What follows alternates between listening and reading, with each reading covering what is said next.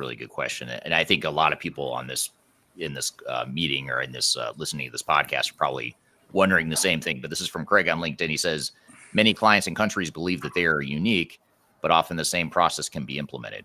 How do you deal with these situations? That's a big question, Aaron, but I'll start with you to see what your thoughts are. As simply as possible. I think, you know, a lot of it is just, it really is change in communication, right? And bringing people along. Sometimes if they are actually using the same process or they can use the same process, you can get them there without the realization that the local organization is actually agreeing with the head office or how things were going to be anyway, right? I think a lot of times it's very important to make sure the local team feels part of the process. And if you as a consultant can see that there's a lot of similarities between the processes for different departments or organizations or countries, then it's in your best interests to help them along the journey so that they feel like they got there themselves.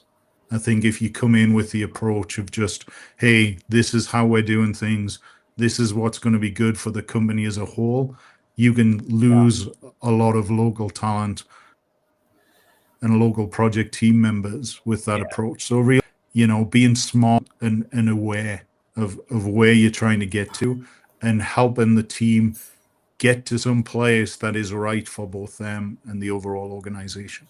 I don't think there's a nice, easy cookie cutter answer to be able to get people there, but it really is paying attention to the needs and wants of the local teams and trying to get them to a good place that meets the overall project and program objectives. Yeah, it's all about perspective, right? You have to give everyone a voice.